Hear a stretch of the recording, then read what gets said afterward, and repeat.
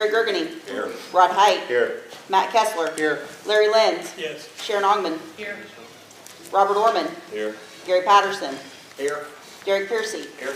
Robert Simpson. Here. Jeff Slifer. Here. David Switz. Yeah. Don Tate. Here. Lynn Williams. Here. All right. First thing is approval of minutes of the regular meeting on 3/10. Do I have a motion to approve the minutes? Barb, second. Teresa. Any discussion on that? All those in favor say aye. Aye. Opposed? I need to approve the meeting minutes of the special meeting on 4/5. Is there a motion for that? Teresa? Rod seconds. Any discussion? All those in favor say aye. Aye. Opposed? Motion passes. I'll open it up for public body comment. Please request that you let me know your name and 5-minute time limit. Open up now for public body comment. Yes. Yes, sir. A little nervous here. Stand up over here? Or You're fine wherever you want to stand. Just if you state your name, please. James Lee Miller. And I'm here tonight as a resident of Shelby County to raise a serious issue that involves not only the Shelby County Sheriff's Department, but the Shelby County Courthouse. The Sheriff's Department has already had allegations against them for misconduct along with Shelby County Courthouse. I have evidence to support these allegations that are true and correct, such as infringing on my family's civil rights by blatantly disregarding my Fourth Amendment, which protects the people to be secure in persons and houses, papers, and effects against unreasonable searches and seizures shall not be violated, and no warrant shall be issued upon probable cause. Supported by oath or affirmation, and particularly describing the place to be searched and persons to be things to be seized. Crimes against humanity, also terrorism against my family, which I have documents to support all these allegations. So this being said, I can provide these documents, which would be considered factual evidence, which to prove the allegations to be true. So to conclude my speech, I'd like to request that this be investigated and to expose the guilty and those who are the law but not above the law, and have abused their power. This is not justice, and this is so-called due process of law. I believe that it's not only fair to my family, but also to the community, to who we trust, the judicial system, because if we don't have the justice in the judicial system, then there is no system. And the officers who serve and protect us. I was very traumatizing. This has been very traumatizing for my family and it's still happening today. Thank you for your time. Thank you.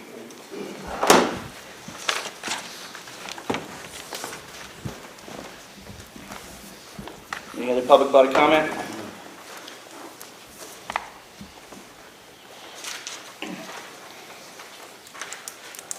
Any other public body comment? Oh, sorry, I didn't see your name. Sorry. Kirk Allen. Hadn't heard anything further discussion regarding the process for selling county grain. If it's not been done yet, I would urge all board members ask for a written legal opinion regarding the process for selling the grain. I believe you'll find the answer in 55 ILCS 5/5-36006, which appears to indicate it will require bidding. The reason to get opinions in writing is to avoid getting a verbal opinion that may not have been properly researched. For example, the insurance contract you voted for a few months ago was not put out for bid, and it was claimed by the state's attorney that she believed Jay Scott researched it and it was not required. I'm not sure what Mr. Scott researched, but the most basic of research would have found the following. The Illinois State Bar Association, in their publication, published the Attorney General's internal opinion on this subject, June 14th of 2012, which states, and I quote, "Accordingly, the competitive bidding requirements of Section 5-1022 of the County Code apply to securing and renewing health care or liability insurance coverage and the use of designated agents to secure or renew the insurance coverage. And that's not just one opinion, there are several other documents that support that. Another one was the Compass Health Care Plan versus Board of Education, which they spelled out. Those services are not professional services and they do require that it be bid. Failure to put things out for bid could open the county up to legal challenges from citizens. That's the last thing you want. Any clue when the board is going to comply with the audit requirements for the sheriffs who have resigned? Have we got any update on that? Last two things, Mr. Slifer, you had mentioned at the audit hearing the other day, you made a comment during the forensic audit that something to the effect that the law enforcement committee you believed was squeaky clean. Can you explain what part of squeaky clean, a legal bill, is considered overtime and holiday pay? And the last thing I have is I ask that you not approve creating liabilities that do not first have the proper budget appropriations. You can't put the cart before the horse. Thank you.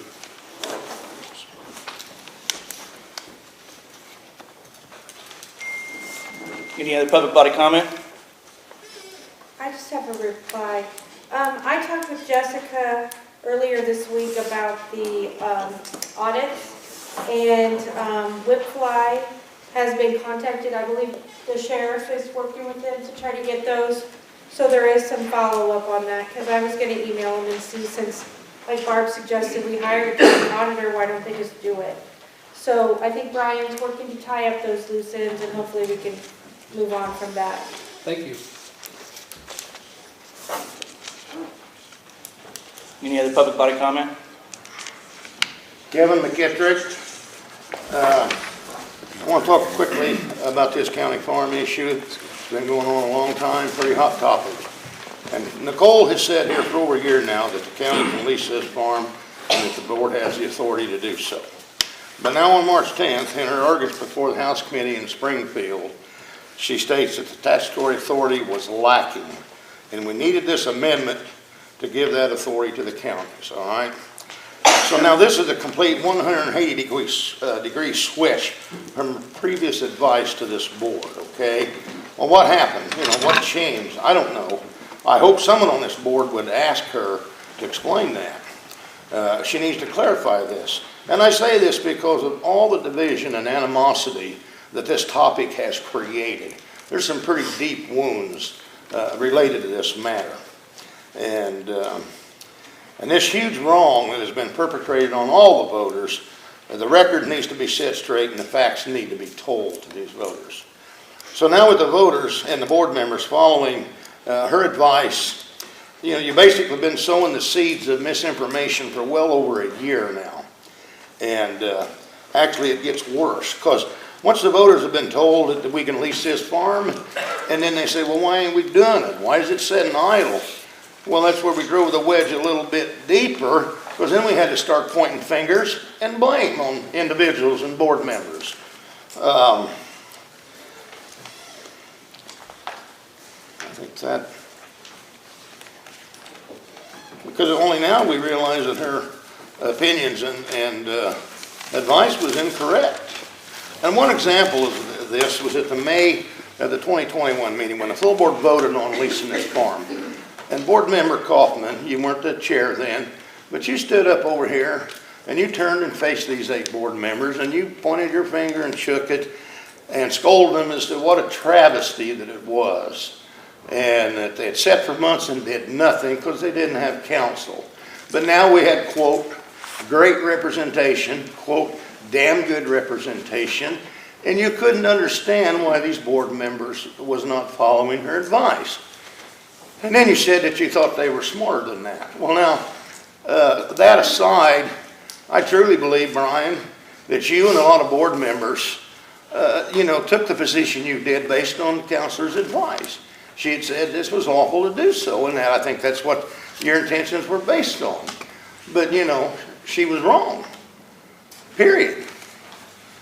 And as an attorney, why did it take 2 years to figure this out? I mean, I know, you know, us common folk, are we skilled to think that we would know better than an attorney? Well, probably not. but in this case, some were. And then we got Kayla Garman, who scolded not the board, but the public body, that if we want to opine on matters of law and offer opinions, then we need to go to law school and be an attorney. Well, as it turns out, all these members of the public body and voters and some of these board members were correct. And not a one of them is an attorney. The only attorney is Nicole, and her legal opinion and advice to this board was incorrect. Now, I don't know how that can be, but by golly, it's what it was. And so based on her recent opinion, whenever she reached this new conclusion, I mean, I hope she can explain it, pretty much flies in the face of what Kayla said. You know, and I can only hope that this board takes some sort of action to fix this, or better yet, the county attorney. I mean, this is where this all started, with misrepresentation of the law.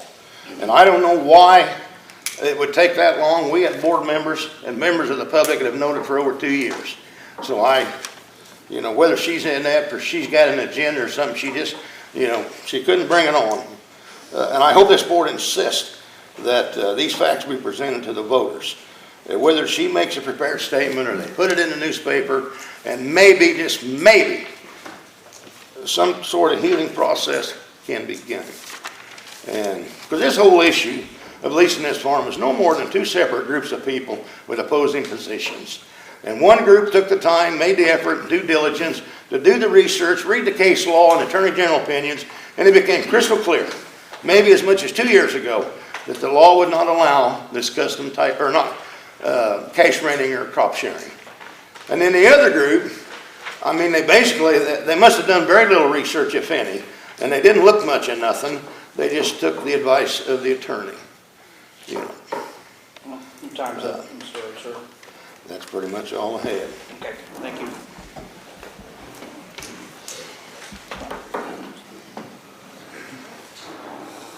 Any other public body comment? I do. My name Yes. is Sarah Graven. I'm a taxpayer in Shelby County, and I believe that the county farm should be farmed. And I personally think Nicole's doing a wonderful job. She is your legal counsel. None of these other people are legal people. So I think you should listen to her and make her decision. Thank you.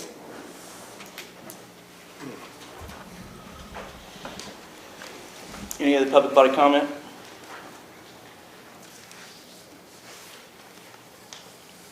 Any other public body comment? Yeah.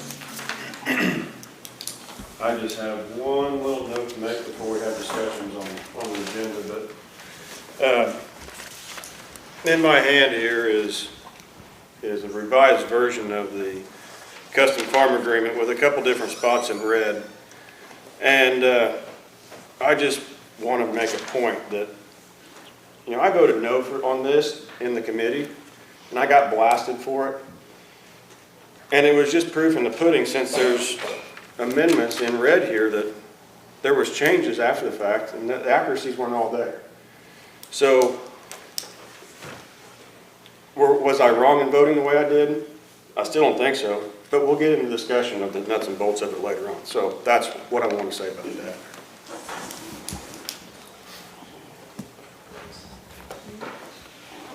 Any other public body comment?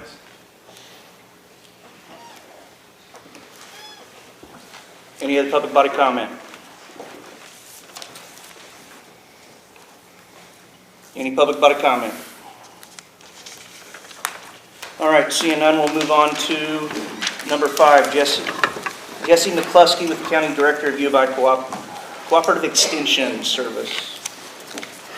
Hi. How are you? You're good. If you would like to start, I'll turn the floor over to you. Okay, thank you. Jesse McCluskey, like you said, I am with U of I Extension, serving Coles, Cumberland, Douglas, Moultrie, and Shelby counties. I joined the extension in January, mid-January, so this is the first board meeting that I have attended. Thank you for making time for me on the agenda. Will be very short and brief, which is, one, I wanted to just make an introduction since this is my first time here, and say hi, so we're no longer strangers. And so hopefully in the future we'll come back with some more information and share a little bit more about what Extension is doing in the county. The other piece is to say thank you and extend our gratitude for the support that you have provided through the years, and hopefully will continue to do so, which is also one of the pieces on the agenda is we've requested continued financial support in the amount of $73,333, which is the same amount as in the last 2 years, I believe, no increase. So we kindly ask that you approve that, but also thank you for your support in the years past. Do I have a motion to approve? Gary, is there a second? So moved. Jesse, any discussion? Any questions for Jesse? I just have a quick question. Yes, Bob. Could you just quickly describe some of these programs and what the benefits of the levy goes to? Just quick. Quick I know there's a lot, overview, but. Like, I don't know if I can do that to this evening, all of it. So obviously one of our most popular programs is our Youth 4-H program, which helps develop our youth in the community, which is to bring leadership and growth opportunities to them, and that's in the form of our exhibits through the 4-H fair and having the leadership and owning a project, seeing it from start to finish and what that looks like, giving presentations, and just the responsibility piece. So quick snapshot of Youth 4-H, but also we have some of our family life programs that we bring to the community, which is focused on mental health and well-being, dealing with chronic illness. We also have our SNAP Ed programs, which bring healthy and nutrition information to the community. Very short. But it goes to help help us support our operating day-to-day, the funds, the supplies, overhead. Yeah, thank you. Any further discussion? We'll do a roll call vote. Kenny Barr. Yes. Robert Bennett. Yes. Mark Bennett. Yes. Teresa Bain. Yes. Brian Kaufman. Yes. Cassie Cox. Yes. Dennis Cernovich. Yes. Jesse Durbin. Yes. Julie Edwards. Yes. Gary Gergany. Rod Height. Yes. Matt Kessler. Yes. Larry Lenz. Yes. Sharon Ongman. Yes. Bobby Warman. Yes. Gary Patterson. Yes. Derek Piercy. Yes. Robert Simpson. Yes. Jeff Slifer. Yes. David Switz. Yep. Don Tate. Yes. Lynn Williams. Yes. Motion passes unanimously. Thank you very much. Thank you, Jesse. Number 6, Beck Martz from Rural Transportation Director with the approval of a couple of resolutions, some other items. Floor is yours, Beth. Good evening. I'm here to ask the board to pass a resolution so that we might apply for the Consolidated Vehicle Program grant. Shelby County currently has 46 vehicles. However, 19 of those are eligible for replacement. 17 of those are actually out of service. We recently disposed of 6, and my plan is to ask for all 19 replacements, 3 minivans, 1 26 passenger, and 15 14 passengers. Now, I doubt we get that all, but I'm going to go ahead and ask for everything we're eligible for because we haven't had this grant since 2018. And they're expecting the delivery of these vehicles to be in summer of '24.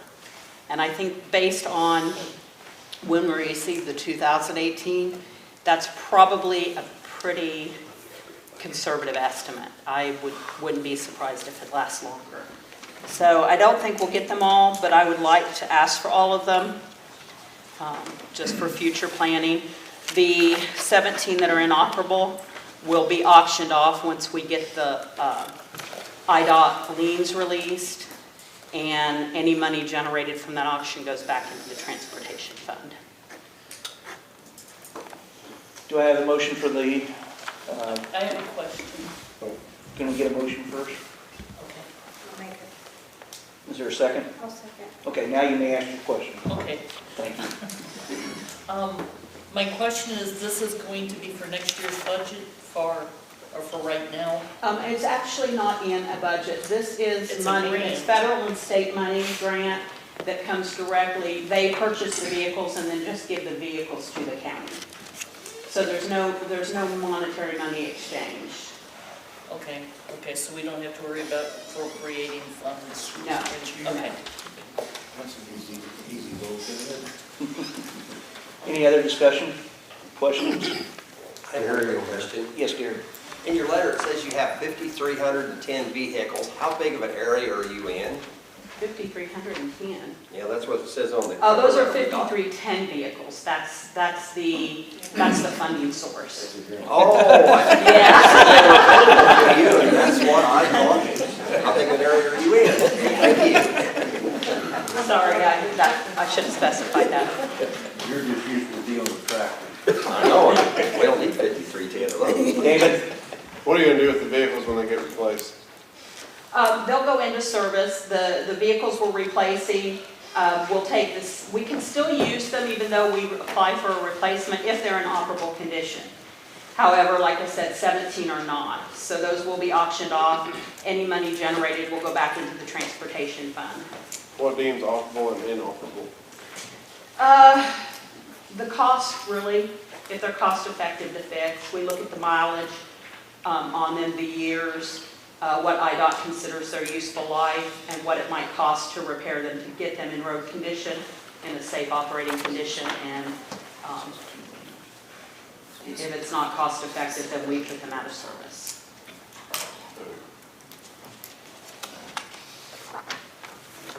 Any other discussion? Are we spending money on this? We're not spending any money, we're just... No money. Okay. No. All those in favor say aye. Aye. Opposed? Motion passes. Thank you. Then we need, do we need to do this certificate of insurance and letter of support? CEFS usually gets the, I need the letter of support, and then Okay. CEFS will arrange to the insurance once we are notified that we will be receiving the vehicles. Okay. So basically, the board is approving, well, I shouldn't say approve, I will sign a letter supporting the CEFS. Yes, Is that what because your- we are this next applying part for of it is? some, well, we're applying for some vehicles too. We typically do on our own, and those vehicles are used to supplement both Shelby and Effingham County transportation programs. Okay. Do you guys want to put that in a motion and I will sign this, or how do you want to do that? Also move that. Okay. Is there I'll second. a second? Any discussion? What's the vote on, just so everybody's clear? What's that? What's the vote on, so everybody's clear? The letter of support of their stuff. For us to apply for The vehicles. supplying for the grants and Yeah, it's a acquiring the requirement. vehicles for the rural transportation. As a nonprofit, it's a requirement of the grantee, or the grantee to get approval from the public transportation body. Any other discussion? All those in favor, say aye. Aye. Opposed? Motion passes. Thank you, Beth.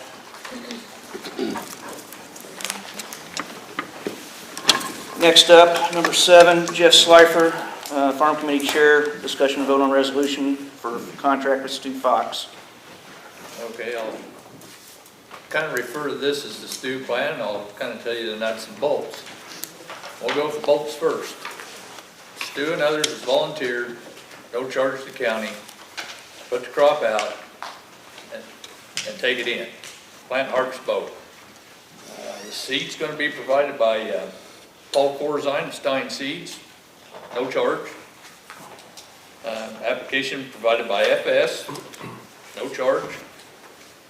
And we're going to bring on Jim Swarman's kind of a go-between guy between the farm committee and Stu, as well as with him managing the airport ground, does make us eligible for crop insurance, which is kind of a no-brainer there. That was an easy decision to make. As far as the funding goes for the chemical, roughly throwing a hand grenade at it, $4,200 in the farm budget. And I know for a fact,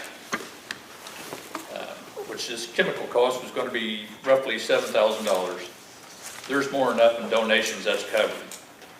So we won't need to finance anything through Shelby Bank like was kind of introduced before. And I guess for the hard part, the nuts part of it, We'd be nuts not to accept this.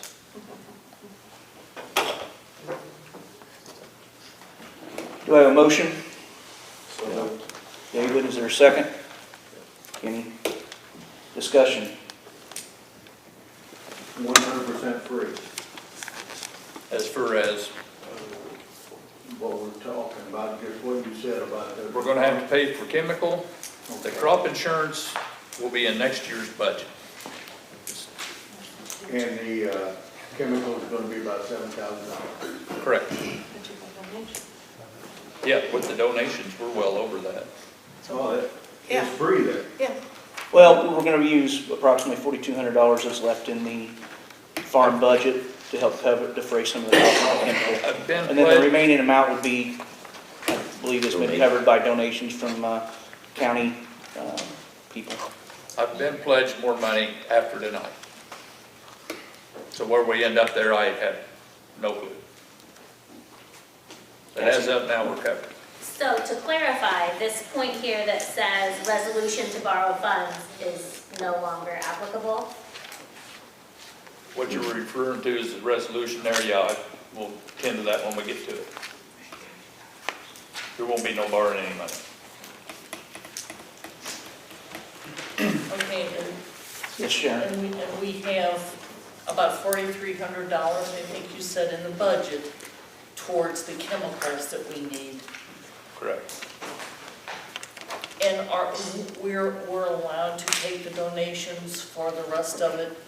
The donations are not coming to the county, they're going to the chemical supplier directly. So the county is not taking any donation. Okay, well, when you said that, that's why I didn't. Yeah, I'm clarifying it for you. I appreciate your question. Okay.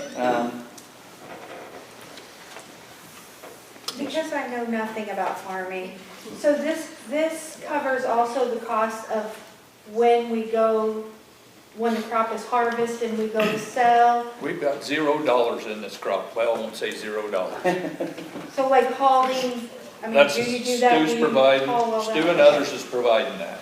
Okay, The only thing we're gonna have in it right now is chemical through donations or whatever's in the budget, and then next year's budget will be the crop insurance. and we meet all those, that's, We're everything's, compensating Stu $1, right. I so got he's that. not donating, it's a contract to our benefit, and very, very generous of him. Absolutely. Brian? Yes, Bob. So the statute referenced in public body comment is 5-5-33006 and 55 ILCS. It says competitive bids, government surplus materials. The purchases of and contracts for supplies, materials, equipment, and contractual services, and all sales of personal property which has become obsolete and unusable shall be based on a competitive bid. And I'll save you the boring rest of it. But on page 2, we have, in addition, the custom operator will provide transportation to TGM or Assumption Co-op. Are we not bidding this out? We feel that we don't have to follow, that is not an accurate statute. But if that is the case and we do need to bid it out, we will, by that time, we will be able to have more budget money appropriated for the farm. We can rent a grain bagger, bag the grain on site, bid it out throughout the state, FOB, which is freight on buyer for those people who don't understand that. The buyer will pay for the freight. We'll rent an unloader.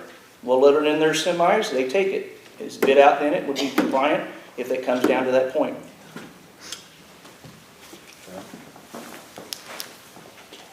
Yes, You might Jeff? want to know that that is going to cut the price down. It will cut down a little bit, yes. But if that's what needs to be done, that's what we would have to do.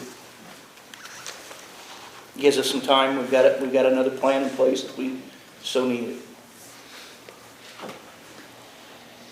Right? Yes. We've batted around and had arguments about this for a long time on the farm, and the property tax situation. What happens with this now that it's county property, the county's cash, or is not cash renting, but is paying to have the custom farm? Is this exempt from the tax? We're going to have to pay property tax? It could be exempt. I can apply for that exemption if the board wants me to when the time comes, because this is similar, very similar to a licensing agreement. It's not a lease. If it's a lease, then the lessee should be responsible for the taxes, but this is not a lease situation, and Stu is not profiting at all. So I think what we should do is apply for the exemption. If that's denied, then the county would be liable for the taxes as we were last year. Could be paid out of the profits, or Yes. out of, not the profits, but out of the income from the farm ground? Yes. Okay, because I know that has been an issue in the past, that's why I bring it up. We want to be as transparent as we can.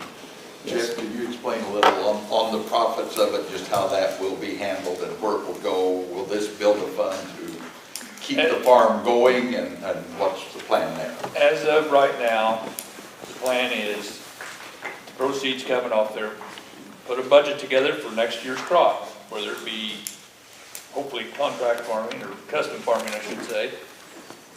That money will be allocated then, and anything above and beyond that in excess will in turn go to county buildings maintenance. It's kind of where we're going at, or want to go with public purpose. Now, they have mentioned too, maybe getting some of the schools involved. Is that still a possibility, or that need more work? Not for this year. I mean, it's, I appreciate that offer, but there's a lot of bugs to work out in that as far as I'm concerned. Yeah, right, yeah.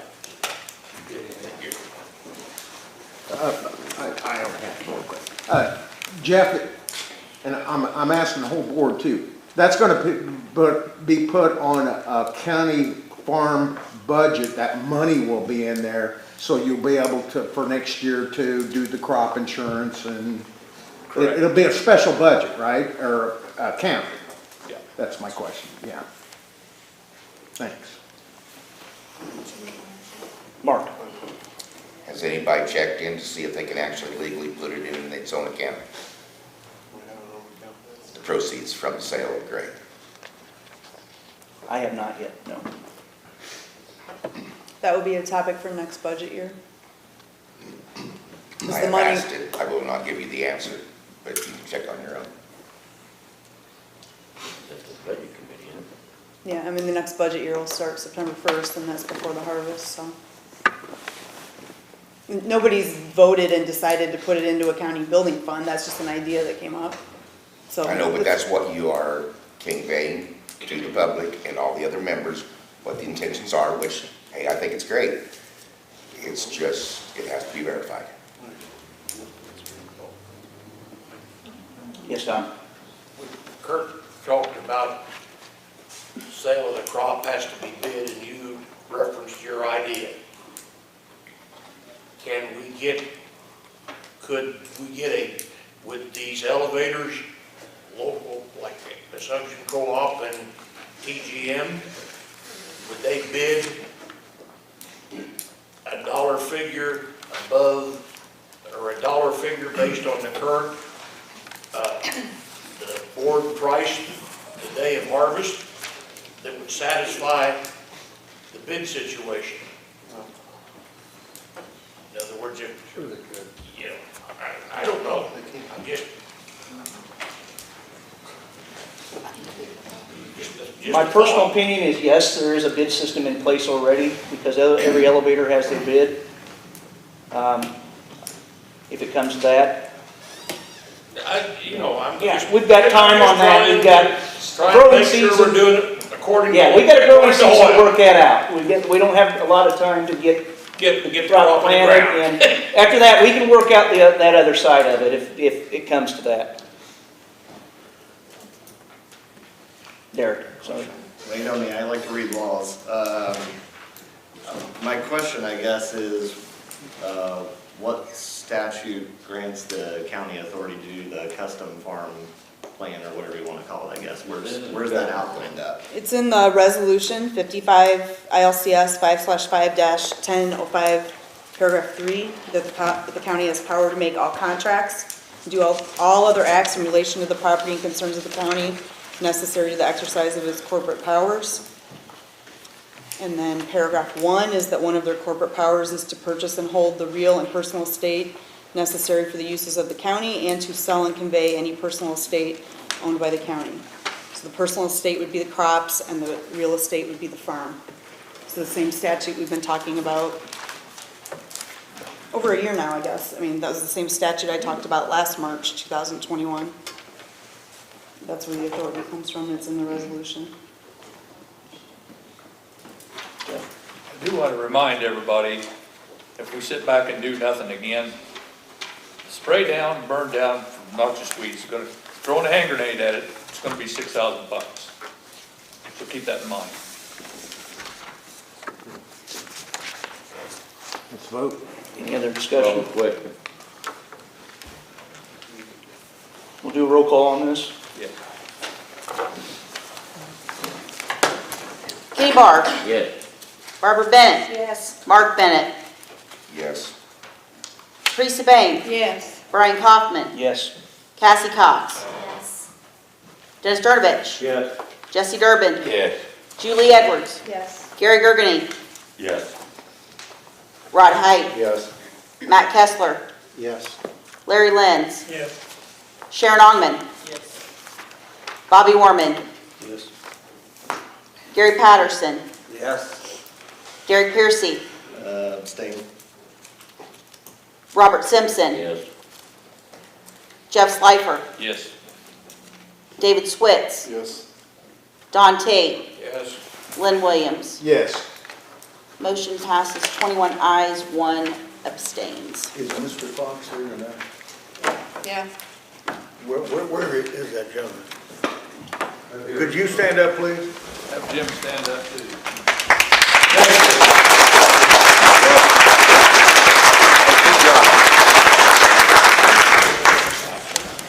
Would you like to continue on with your, the resolution? Please. Yeah, but I'd like to approach the clerk first.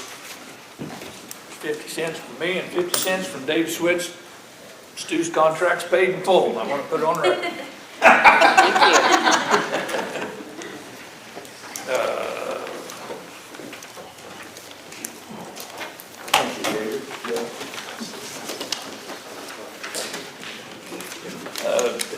The resolution to borrow funds, I'd like to pull that. We don't need it.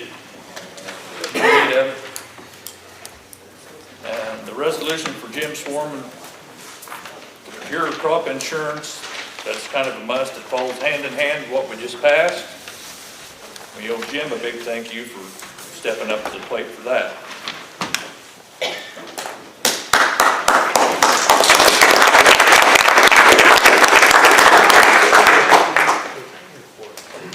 So you want me to entertain the motion, or? Yeah, we need to get a motion to, I'll make a motion to approve it.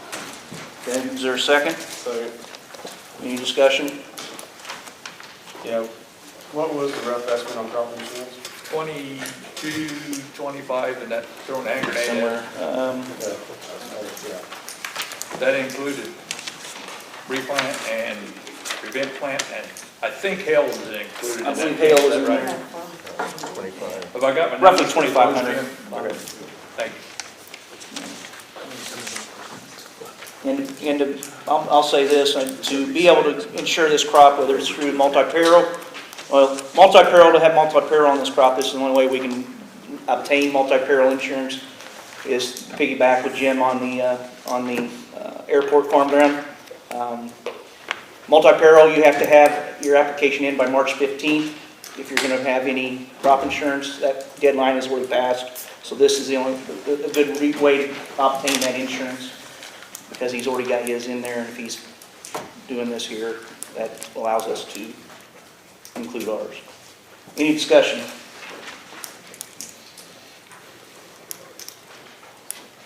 Roll call.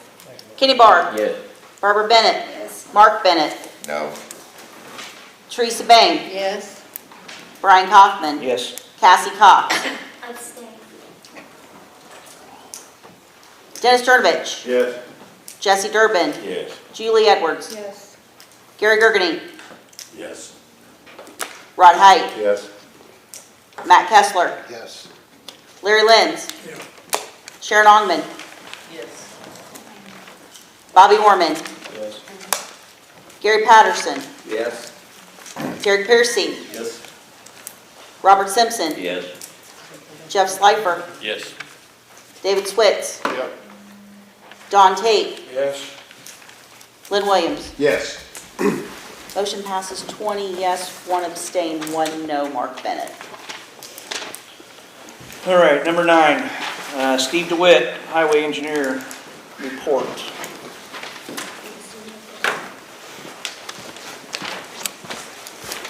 Good evening.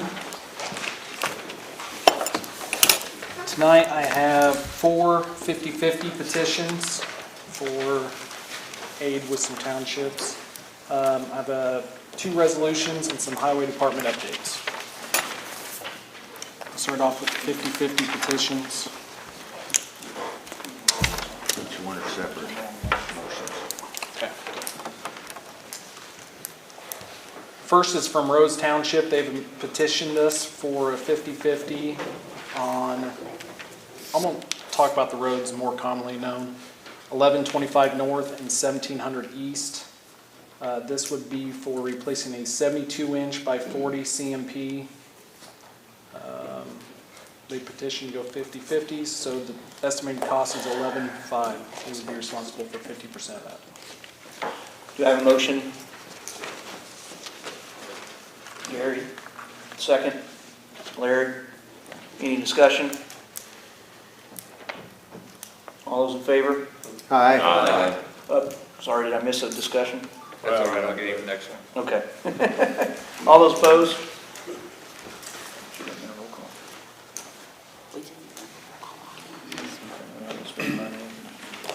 Steve, what's a CMP?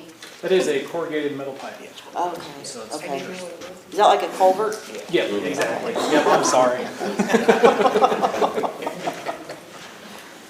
Ryan, is that, in the county spending money, does that? That's what we were just discussing, if that should have been a roll call. We just were discussing. I'm good with roll call on every vote from here on out. That way I don't mess up anything. So you want to go back and do a roll call on all 4 of these? Sure. Okay, Kenny Barr. Yes. Barbara Bennett. Yes. Mark Bennett. Yes. Teresa Bain. Yes. Brian Kaufman. Yes. Cassie Cox. Yes. Dennis Sturdivant. Yes. Jesse Durbin. Yes. Julie Edwards. Gary Gergany. Yes. Rod Height. Yes. Matt Kessler. Yes. Larry Lenz. Yes. Sharon Ongman. Yes. Bobby Orman. Yes. Gary Patterson. Yes. Derek Piercy. Yes. Robert Simpson. Yes. Jeff Slifer. Yes. David Switz. Yep. Don Tate. Yes. Lynn Williams. Yes. Motion passes unanimously. Okay, the next one is from Ridge Township. It is at a road more commonly known as 10th mile north of 1525 north on 1325 east. We are going to replace a 48-inch reinforced concrete box culvert with a 60-inch pipe culvert. The estimate of this is $10,500. We would be supplying half of that. Motion, Oh, yeah. second, Don. Discussion. Jeff? Steve, if you'd do us a favor, give us a hand grenade address on these before we get them. Okay. Just throw a hand grenade out so we kind of got a sort of an idea where they're at. Because if you don't, I'm just going to keep asking you. Okay.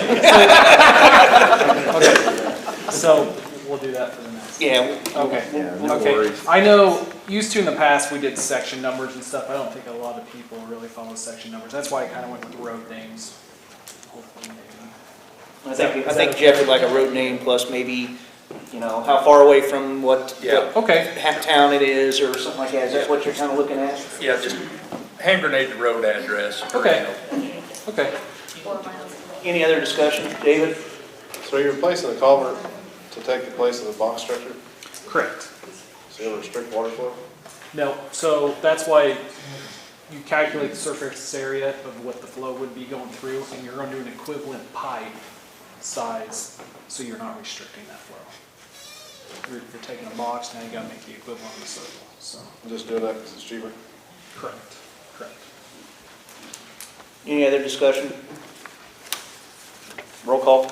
Kenny Barr. Yes. Barbara Bennett. Yes. Mark Bennett. Yes. Teresa Bain. Yes. Brian Kaufman. Yes. Cassie Cox. Yes. Dennis Sturdivich. Yes. Jesse Durbin. Yes. Julie Edwards. Yes. Gary Gergany. Yes. Rod Height. Yes. Matt Kessler. Yes. Larry Lenz. Sharon Ongman. Yes. Bobby Warman. Yes. Gary Patterson. Yes. Derek Piercy. Yes. Robert Simpson. Yes. Jeff Slifer. Yes. David Switz. Yep. Don Tate. Yes. Lynn Williams. Yes. Motion passes unanimously. Okay, the third is from Prairie Township. This is a 1/4 mile west of 2700 East on 500 North Road. This is to replace a 60-inch CMP with a 60-inch CMP. We're replacing with exactly what's there. The estimated cost on this is $8,800 to be shared, 50% Prairie, 50% county. I'll make a motion. Motion made from Jeff, second. I'll say. Cassie? Sorry. No, you're good. Any discussion? Question. Yes. So that's a CMP replaced by CMP. If you think about it, or if you know, how long was that original in place? That I don't know. Because kind of to David's question, if we're putting steel pipe in the ground that lasts 20 years and a concrete lasts 50 years, are we really saving money or not? I don't, it's just, That takes design, structural engineers when you get into that. And right now, Precast Box Culverts, our usual supplier is not making them right now. So we actually have that problem with a project that we have coming up. Those are in very limited supply and very delayed. A lot of these are rusted in the bottom and they're starting to be structurally inadequate. So it's been pretty common practice that we replace with CMP. It's going to be a cheaper route. They last quite a while. What was the address on that again? This one is going to be a 1/4 mile west of 2700 East on 500 North Road. I think I know where that's at. That's been there for a good while, a mile south of me. yeah. I thought it was supposed to Give you an idea of all It looks like you this. rusted out right now, it's been in since Yeah. 1960. The bottle's going out of them. Yeah. But you won't get one to last that long today because they don't make them thick anymore. Right. And they'll galvanize them as good as they used to. But they was put in 1960 and they're rusted out. Yeah. We've had some that's been in since the 80s, it's already rusted out before then. No doubt. But they're a lot higher price. Any other discussion? Roll call.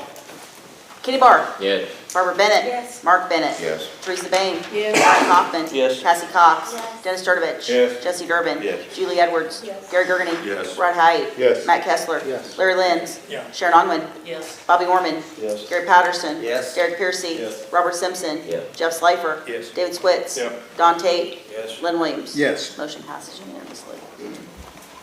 Last one, Dry Point Township. This is 300 north and about 0.2 miles west of 1300 east.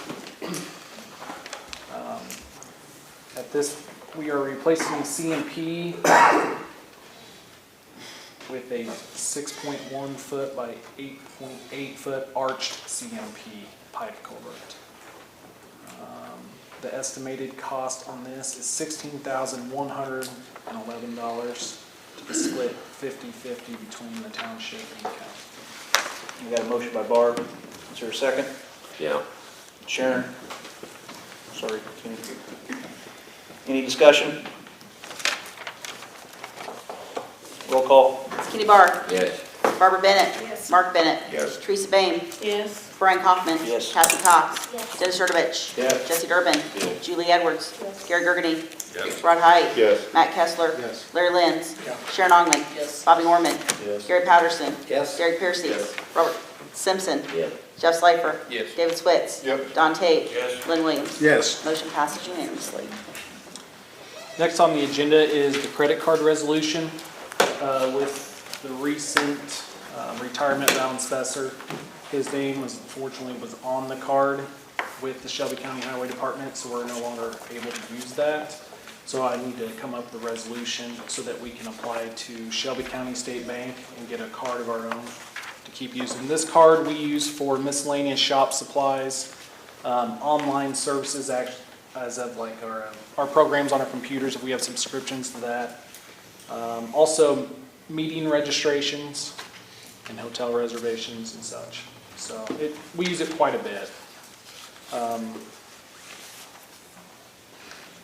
I'm looking at an estimated credit limit of $10,000.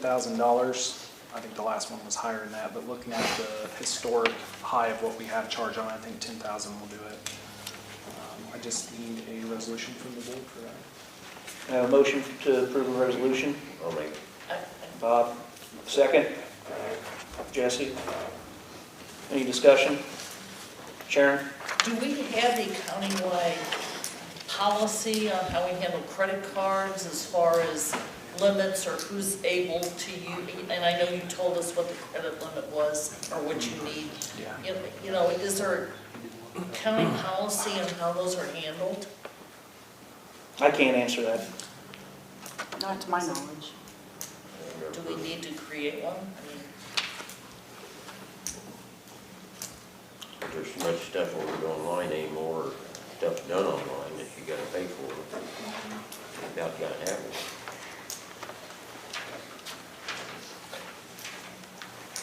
We'll add that to the list of items that need to be looked into.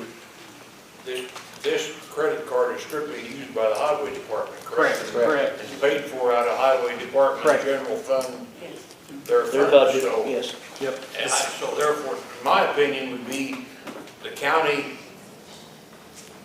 if that's the only credit card maybe that the county, that's involved with the county, maybe not, but I mean, it all of them work the same way with the individual departments, so. And everything goes through the, Everything, we get the credit card statement, we actually write up claims on it, and it goes through the courthouse just like any other expense that we would have.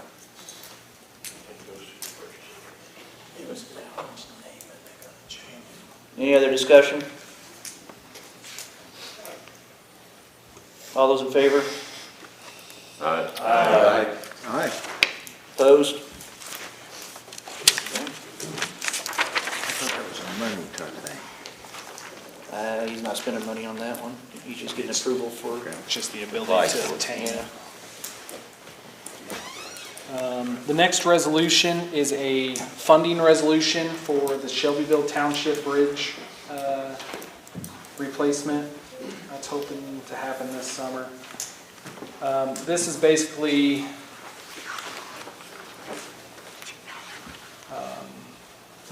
this resolution is going to allow us to provide 20% local matching funds to the federal grant that is on this.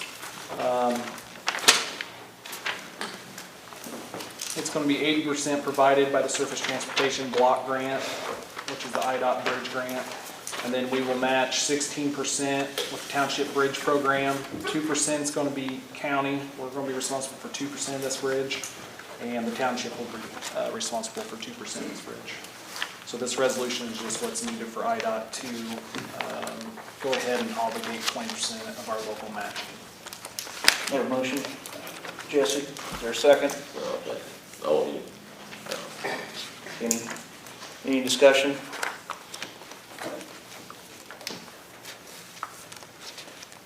Roll call.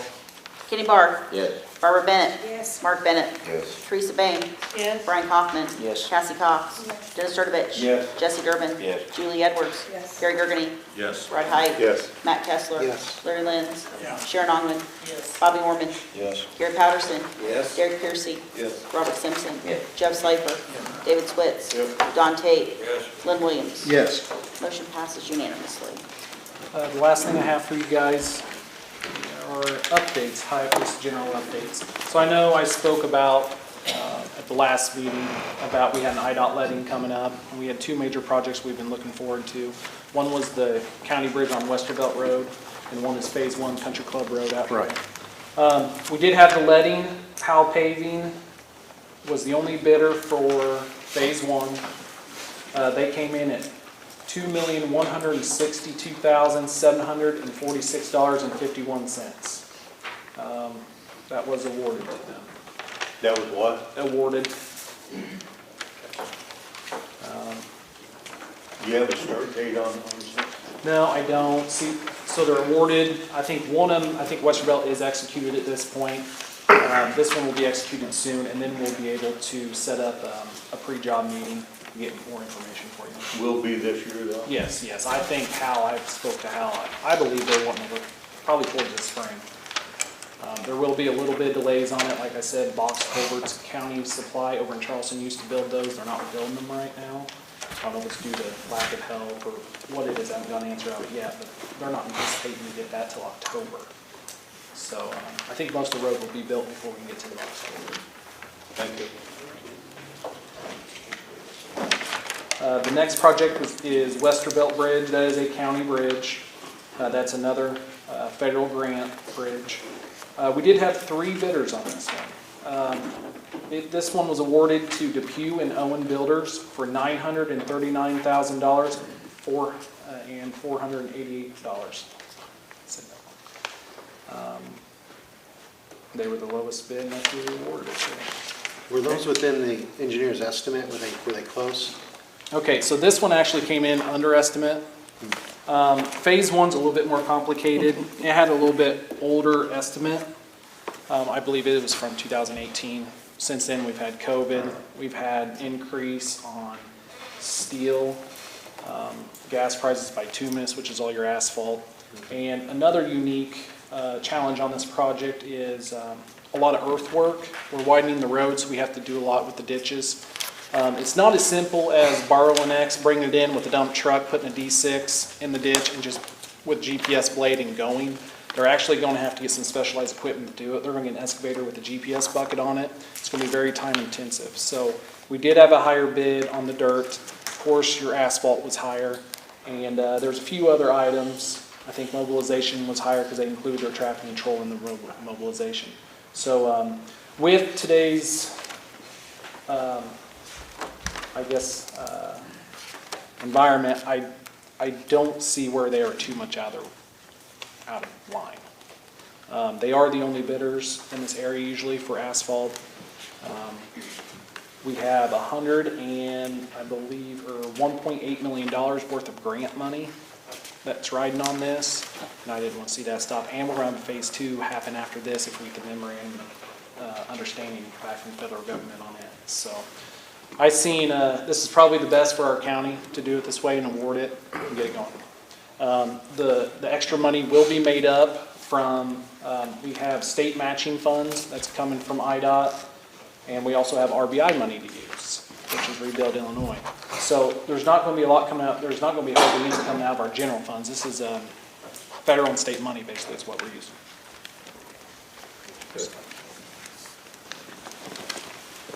You got a question? I missed it. How much was the Westervelt Bridge again? I messed that one up. So it's $939,488.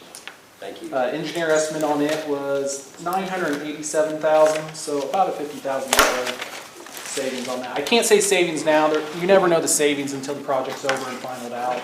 You can run into anything on these projects. So. Steve, I'd like for you, while we got a good crowd here, tell them what you're doing with road commissioner stuff right now, because there'll be some of that will affect every resident in the county, but okay. Motor fuel tax. Okay, so motor fuel tax, every year Alan would get with, we have to do what's called an estimate of maintenance. So each township, there's 24 of them, and they all get MFT money. And we have to come up with an estimate on what they plan on using that on and getting that approved through IDOT. So with the latest oil prices, we had the oil letting and rock bidding obviously came in a lot higher. So I had to go through each one of those, estimated costs with each township commissioner. I had them in here in the last 2 weeks, and I still have a little bit more coming in next week. We're having to reduce, usually a lot of the guys are coming in reducing a tank of oil just to get back within budget.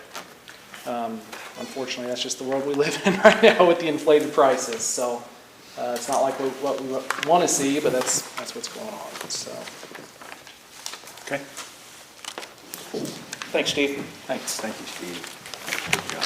Stan, Shuddy? Okay, I didn't want to, I was gonna butcher it, I knew. I made it so. all worse. Thank you, Mr. Chairman. My name is Dan Shuddy. I'm from the Sturgeon-Strasburg area. Back at the February meeting, I presented the Second Amendment Preservation Act. After discussion, it was tabled and sent to the Sheriff's Committee. And since then, they revised it. And you should have that in front of you, which I want to thank the committee for helping me out on this. And like I said back then, this is not really about me, it's about my kids and my grandkids. By the way, since then, I've been told number 17 is on the way, so. But anyway, we're here in Shelby County. I want them to have the same rights and freedoms that I had.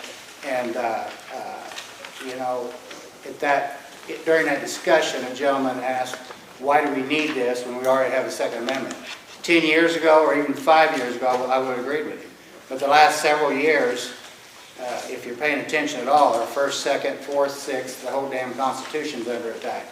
So we lose our second, we're screwed. So this just says our county supports, our sheriff and the county itself supports the Second Amendment. And I see it as more of a deterrent than anything. And I'm working with other counties. If this passes, we would be the 5th county in the area. I'm trying to get a block so the whole block can work together. So basically that's all I have. I'd answer any questions or comments. Or otherwise, I'll sit down and listen. Thanks. Thanks, Mr. Chairman. Thank you, board, for Do you have a motion? No. Gary? Second? Larry? Any discussion? And before I say anything, I echo your thoughts, sir, about the Second Amendment. I also am a hunter. I've been a hunter for over 60 years now. In fact, I just got my hunting license other day for the upcoming deer season.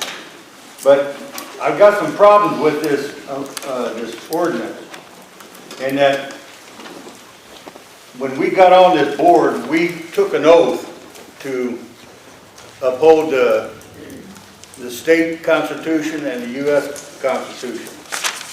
And there's a lot in here that goes directly against it. Now, I'm being told that, well, it's symbolic. Well, no, it's not. Is it enforceable? No. Because when you talk about, you're not, if there was a law passed, and I would not agree with it, that you're going to put extra taxes on weapons, and that the county is going to say, no, we ain't going to pay that. Somebody's going to pay it. So, just on stuff like that, and going through this thing, I applaud you on what you're trying to do, but I cannot support this. I think that the current resolution that we have in place works very well for us, and I believe it was written in 07 and supported by a former board member, Mr. Warren, who was also a part of the national NRA and the state NRA, Kaskaskia River Valley Friends. So that's my comment. Any other discussion? Jeff? As going through the LEC committee, the sheriff was fine with it, and Jay Scott was fine with it, the way it was presented by Stan after making the changes. I just thought I'd throw that out there. Thank you. Any other discussion? What's the sheriff's feelings on this? Mr. Sheriff McReynolds, would you like to speak on that? I'm in favor of it. We reviewed it, made some slight changes to it. And the Assistant State's Attorney, Jay Scott, had some input, we had some changes, and as in its current format, we're in favor of it. Thank you. Okay, there you go. Any other discussion? All those in favor say aye. Aye. Opposed? No. No. 2. Motion passed. thank you for what you're trying to do. Thank you for your comment. Huh? I appreciate your comment. Well, I think we were both being truthful there, so that's good. Nicole? Discussion and vote on ARPA funds for premium pay for hours worked, overtime, benefit time under the FOP Labor Council MOU. This was a memorandum of understanding that's been passed by the executive committee. I guess we also refer to it sometimes as the negotiating committee. And it is with respect to the ARPA funds that were allocated for the FOP. The way the contract was being interpreted prior to this, or is interpreted now, I should say, was that the increased wages were not being paid for overtime and benefit time. So this memorandum of understanding expresses that it's the intent of the board that the ARPA funds to be utilized would pay Sheriff's Department employees for hours worked for overtime and benefit time under the same terms of the memorandum of understanding that's dated December 14th, 2021, and then this would apply retroactively to its effective date on December 21st, 2021. Motion? I'll make that motion. Lynn, is there a second? Second, but Barb? that was, we called Mr. Bellwether on this one also, and he's the one that said we could do this, because we wanted to make sure we had done it right, because there was a grievance filed against us for not being paid. So this took care of the grievance, I'm hoping, I'm assuming it did. It will if it's passed. Okay. Any other discussion?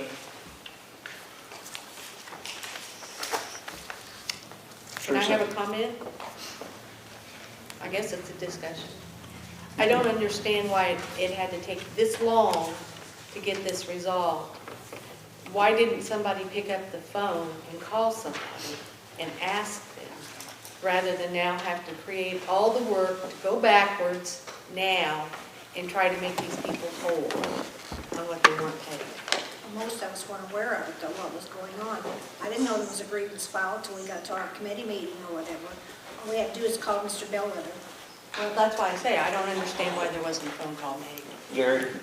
I'm the one that insisted on doing that yesterday, and it took some convincing to get him to say, just call him, and this, I said we had the sheriff there, we had the treasurer there, let's get a direct answer, instead of this back and forth, and this one said, and that one said. We can trim a lot of that down if we just go to the source and get the answer. So why it took that long, I don't know. I wished it hadn't. Don? I think part of the situation happened because of the way the government changed their laws in regard to how you could spend the ARPA funds. And once the county went to the standard situation back in February, that allowed us to make this change. It's been a moving Had a lot target. to do with it. They've been a moving target on sides had a different answer. Yeah. It's been a moving target on how you can do this and what you can and can't do. So, But wasn't there money in the budget, the sheriff's budget, to go ahead and pay it? That's the whole thing. There was money in the budget that they could have paid it to begin with. And then figured out the ARPA money. I think the ARPA, but the original MOU was set up to be paid from the ARPA funds. And that, at the time that was done, I don't know that the ARPA funds could be, it was mud, the water I was muddy. understand the ARPA funding being mud in the water about whether it covered it or didn't cover it, but the sheriff's budget had money I understand, to but pay these people. all right. Okay. We can argue all day. We got a motion on the floor, properly seconded. I think we're getting out of the discussion phase there. Okay. Any other discussion? There's still a limited amount of funds, though. It was 420,000 or something. That was kind of the cap that was.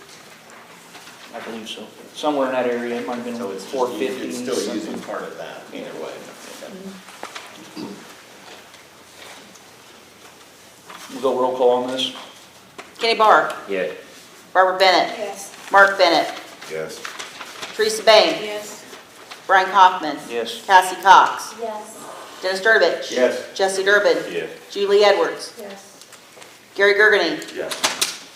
Rod Height. Yes. Matt Kessler. Yes. Larry, Sharon Ogman. Yes. Bobby Warman. Yes. Gary Patterson. Yes. Derek Piercy. Yes. Robert Simpson. Yes. Jeff Slifer. David Switz. Yep. Don Tate. Yes. Lynn Williams. Yes. Motion passes unanimously, 21 ayes. Gary, you're next. Okay, I was approached by, asked me that they would like to speak to the board, so I made the arrangements for them to speak. Well, I had sent out letters, I'm Lisa Sweeney, acting president. I sent letters to the full board. Before the meeting, we had a meeting on March 15th with the legislative committee. There were 4 things they wanted answered, so I answered those in the letter. They said that they wanted the full board to discuss it, so I thought the only way the full board could discuss it was to be on the agenda tonight. So we would just like to hear everyone's thoughts and feelings about AFSCME getting fair treatment for ARPA funds. So, thank you. Well, I'm 100% for it. I mean, if we're going to represent some county employees, we have to represent all county employees. And I feel like they need, they need our support. I understand with the sheriff's department, that was kind of a critical situation. We needed deputies. That was almost a public safety matter. But, a county employee is a county employee. And we can't, it's not, we're here to help you guys, so whatever we can do. I mean, I feel like that. Well, Sorry. and we're losing some courthouse people. Yeah. We already Yeah. have one, I would say very, mine- very important one that's gone. We've already lost one out of the supervisor and sessions officer. Yes, that's, And we've lost the And- highway laborers. that's going to be a hard fight. Yep. We're down to- And we have many more actively looking. Right. And it's just too crucial to lose any more courthouse employees. Yeah, I did have one question. On your letter, you had 5 proposals on the number sheet. Were you looking for mix match, all of them, one or the other? What was your intention with that? That was our initial proposal. So during that March 15th meeting, that was just our initial proposal.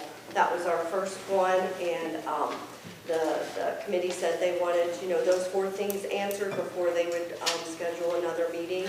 So we've answered those, and the full board, to discuss it. And so now we're hoping to get another meeting scheduled soon so we can negotiate for those funds. So. And the committee, yesterday, I think it was, too many, we want to get together with you and sit down and go through that and see what we can work out. And I think the committee is very interested in getting together and discussing. So get us a date and I think Natalie might have already, I'm not sure if she's gotten anything to Nicole yet, but I know she said she would, yes. okay, thank you. Do you guys have legal counsel representing you when you do these negotiations? We do have, Okay. yes. We do have, All right. Any other discussion on that? Yes, Derek? Yeah, I agree with the point of why that was used for the sheriff's department. I agree with their points as well. I want to point out one other thing too, is I went and I read through all this ARPA funding too, and there's a website you can go on there and track all the projects, what it's being used for. So you can look through county by county and size comparison, all that sort of stuff too, and you can look through, you can even filter down like the premium pay, or I think that's what it was called, for workers and how it's being used and everything, that sort of thing. One of the things that's kind of overlooked, I don't think anybody's really kind of discussed here so far, is the original intention of that was not solely for just county employees, that sort of thing. It was meant for economic recovery, and there's about 6 different key items that was designed for. I talked with Coles County, who was working on a bunch of stuff too. Moultrie County, for example, did a lot. they're working with stuff for, as far as like daycares, getting daycares back open, so that, you know, families there can have kids for daycare, so they can get back to work and kind of help overall economic recovery. There's even stuff in there as far as direct household cash assistance, rent. There was small business grants, foreclosures, things of that sort. There was all kinds of stuff designed for those ARPA funds to be used for. So everybody should know that, just kind of keep that in mind moving forward, that there is other things that should be probably looked at to help. I mean, everybody went through some sort of thing over the last couple of years, I would think, so. Sharon? And I think it's important that they get the pay, that they get the extra pay for everything. My concern is not today, this month, my concern is when ARPA funds leave, where's the money gonna come from? And I realize that's 24, you know, but down the road, will we lose employees because now we don't have ARPA funding and we don't give them extra money?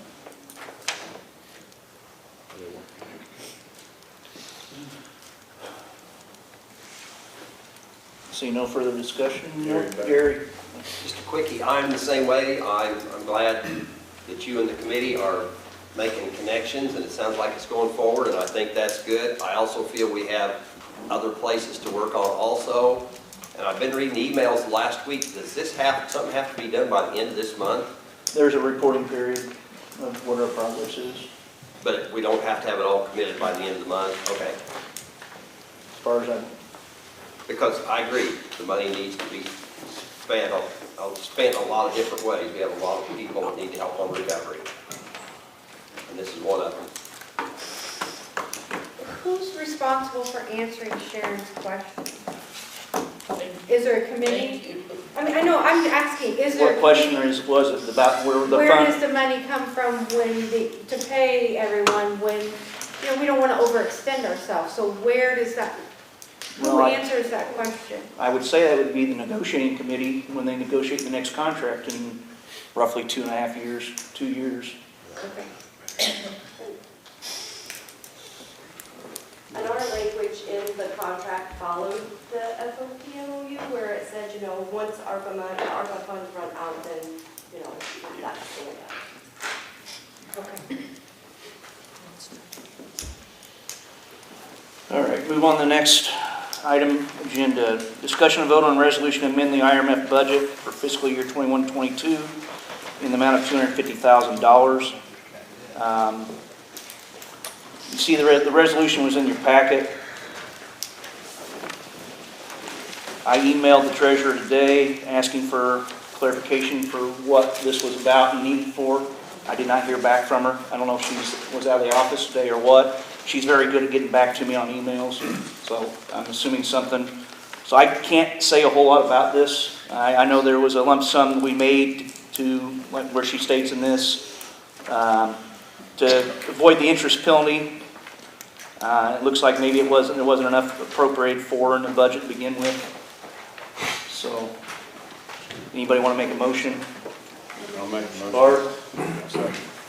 Barb? You make a motion? Yes.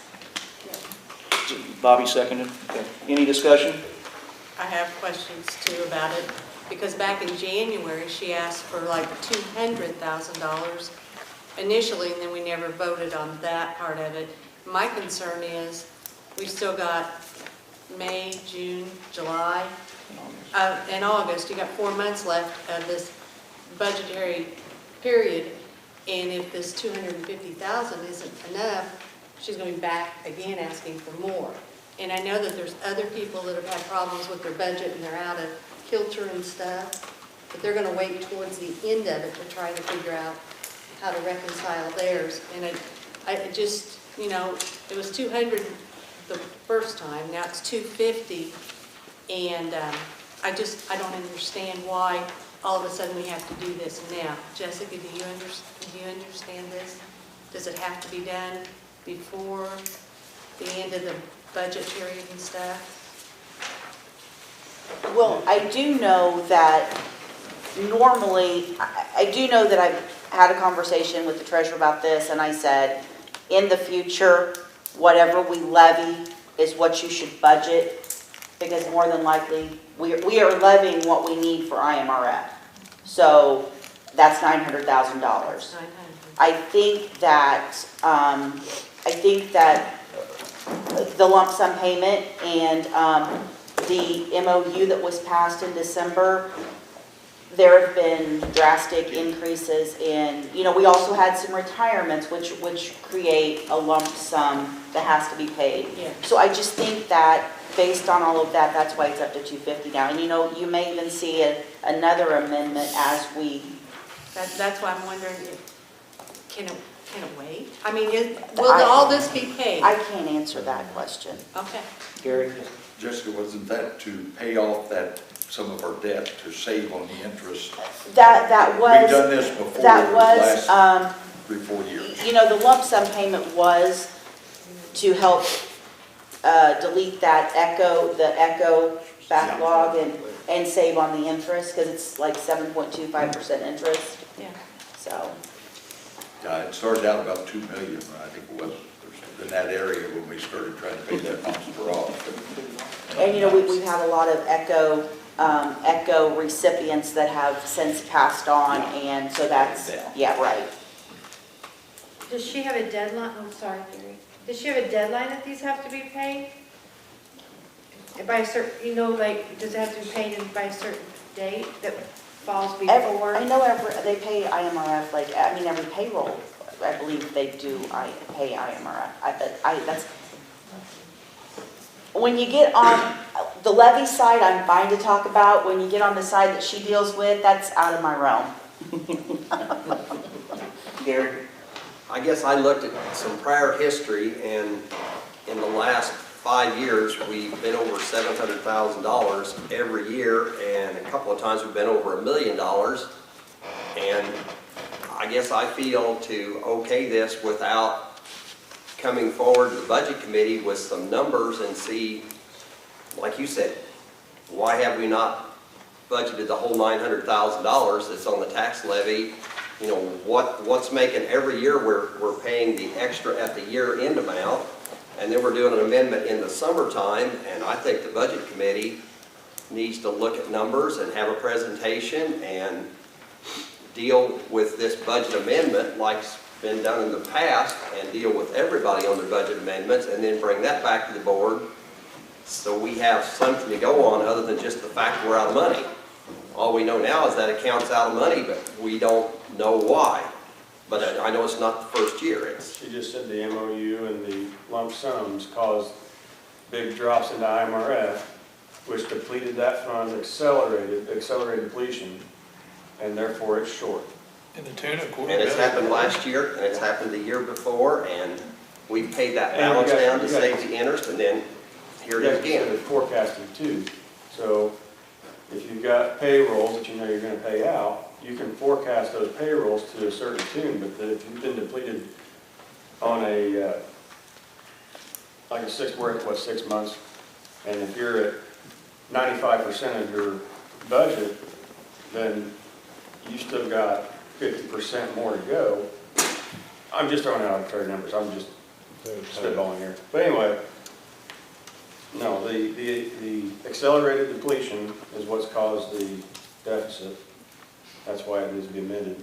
But does IMRF send us reports that what our progress is? Did we know that before now, that we were depleting the funds much higher than we expected? I think that's why she wanted to amend that in January, wasn't it? I haven't seen any reports, and I don't know how IMRF works.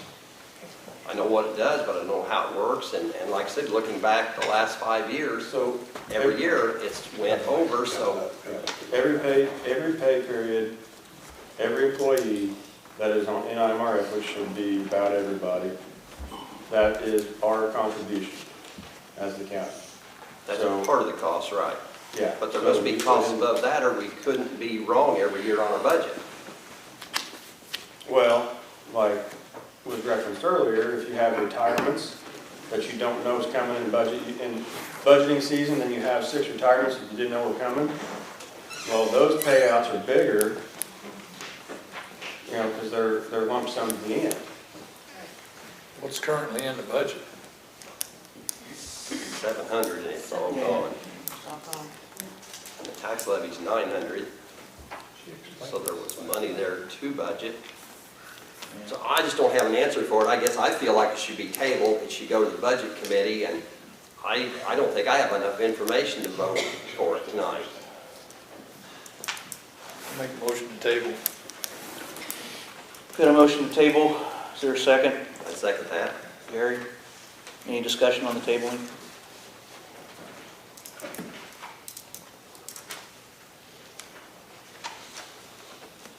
Can it be tabled till like next month, and maybe she can be here then and explain I would assume it would be this? back on the agenda. I think it's Okay. imperative to be done.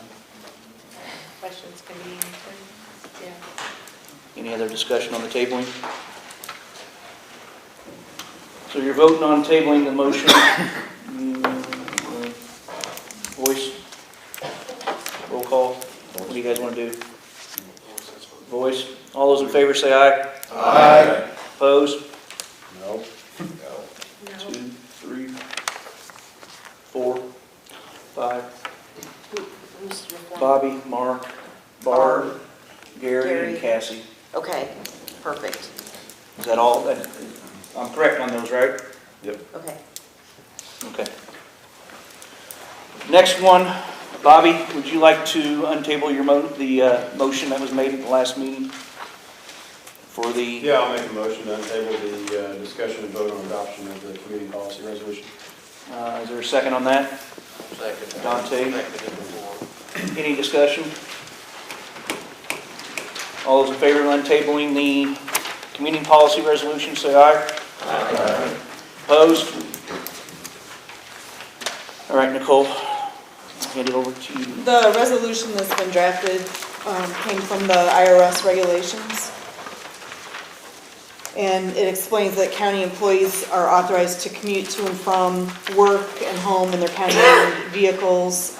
It's not to be used for personal use. What personal use is defined within the resolution, and essentially law enforcement and other emergency responders are exempt from this because according to the IRS regulations, if you have a clearly marked vehicle with painted insignia or words such as police and public safety vehicles, they do not have to pay taxes on their vehicle.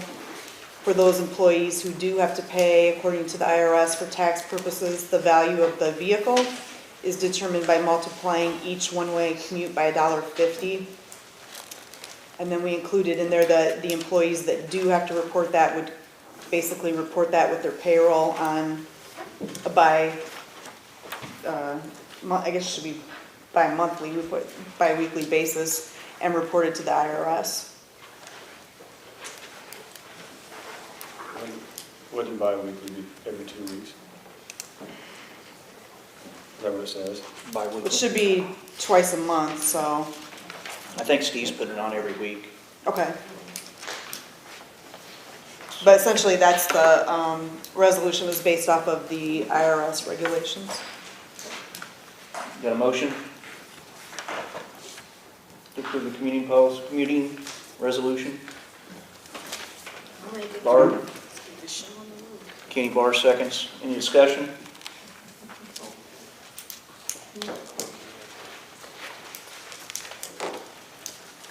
All those in favor say aye. Aye. Opposed? All right. Number 15. We had a change in our order of business a year and a half ago roughly, and made an executive committee, which then was in charge of the budgeting. Seems like we've had a lot of issues with budgeting. I would like to absolve the executive committee and go back to the way the budgeting was done previously.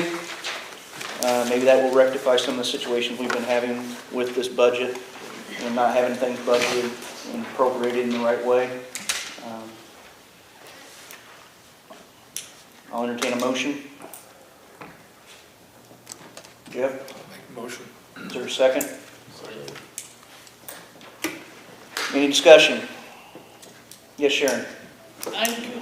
What problem is this gonna be solving by doing this?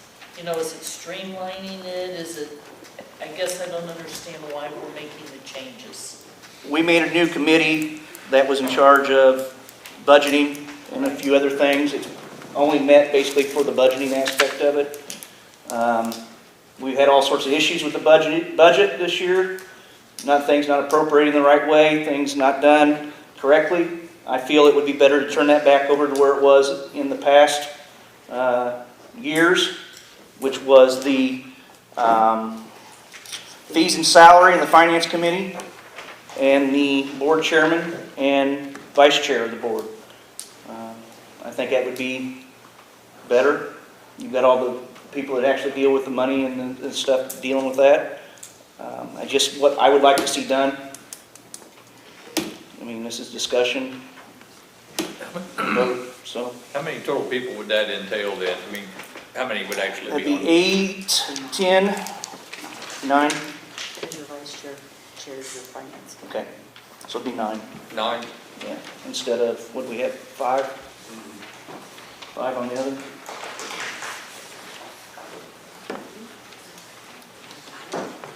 Gary? And just for information, the finance committee did not meet at all last year, so there was no expense on the finance committee last year. Any other discussion? Basically replaced the other. Just a comment, it's,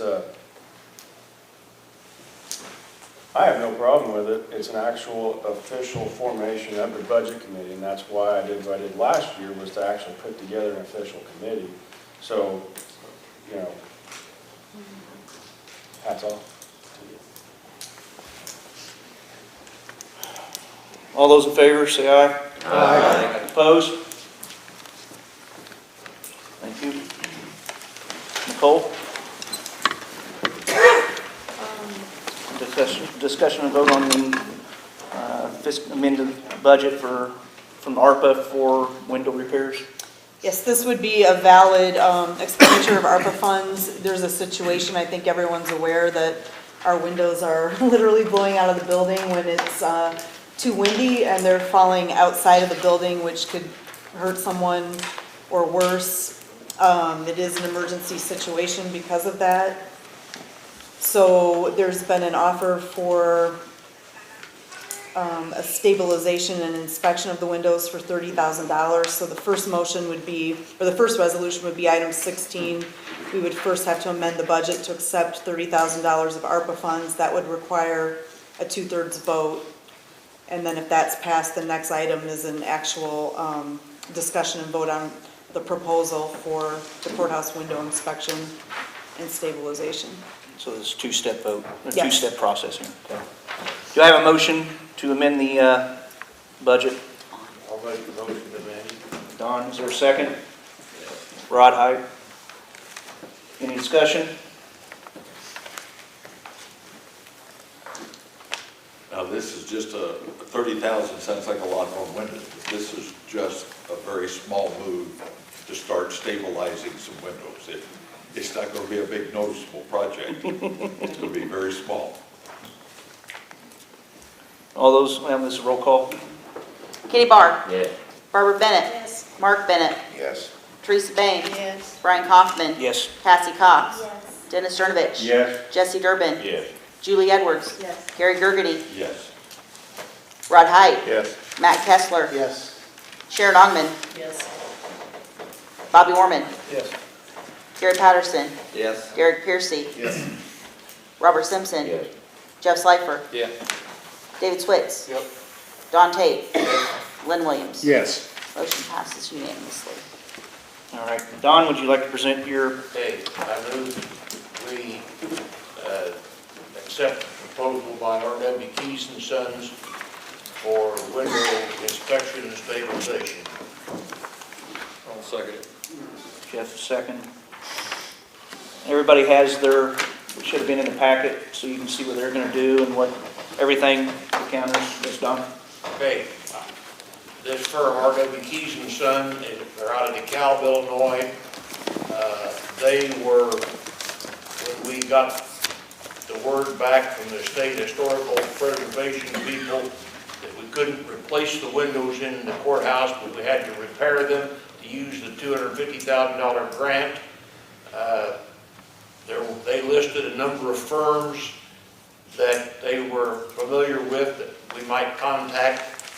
I contacted basically all of them on that list, and this is the only firm that I wanted somebody, if we got involved with them, to replace or to repair the windows, make historical repair, that they would come down and do the job completely.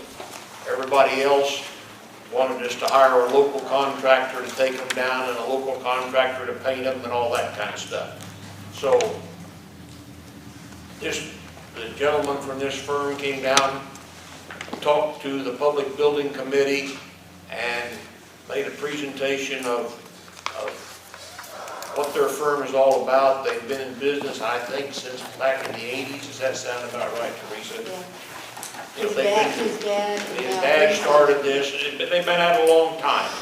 And he presented a proposal that they will come down and inspect the windows and put where the glass has been blowing out, try to put some new glass holders in there and some new putty so that we can, at least glass will quit blowing out. And then we have to go on from here, but at least it kind of gets us started on keeping the windows in the building. And in doing that, he said they could evaluate the They will be condition of evaluating the windows and so forth, more so than just from I sent him a thumb drive that had been taken by a drone of all the exterior of the windows, each window and so forth. I mean, I think this is the place to start. I think he threw a wild number at us that we're probably looking at $750,000 or more to do historical repair on these windows, and we could probably add another $250,000 to $500,000 on top of that. Then we could put some storms on the inside to improve the efficiency of the windows and so forth, which will help our heating and cooling system from being overloaded. So that's the reason for making suggesting we do this proposal. Any other discussion? We'll do roll call, please. Kenny Bart. Yes. Barbara Bennett. Yes. Mark Bennett. Yes. Teresa Bain. Yes. Brian Kaufman. Yes. Cassie Cox. Yes. Dennis Durbich. Yes. Jesse Durbin. Yes. Julie Edwards. Yes. Gary Gergany. Yes. Rod Height. Yes. Matt Kessler. Yes. Sharon Ogman. Yes. Bobby Orman. Yes. Gary Patterson. Yes. Derek Piercy. Yes. Robert Simpson. Yes. Jeff Slifer. Yes. David Switz. Yep. Don Tate. Yes. Lynn Williams. Yes. Motion passes unanimously, 21 ayes. All right. Austin.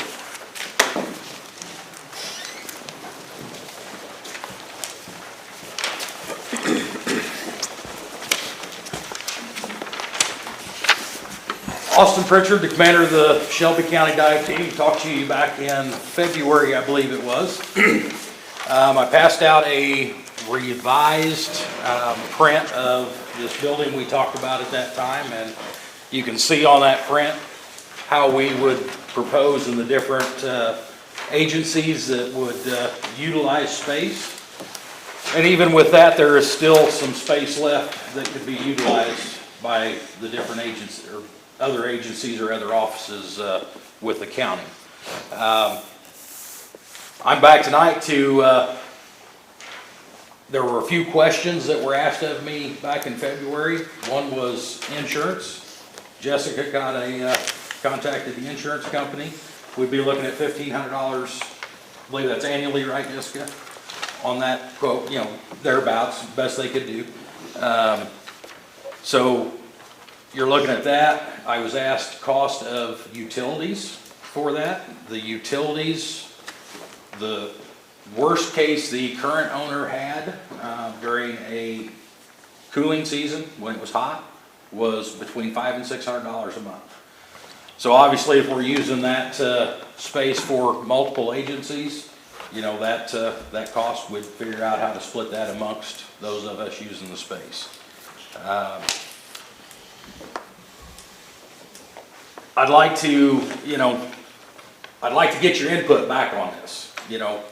And I've talked to some contractors and stuff to give us some quotes of what it would cost to possibly move around some walls or remove walls,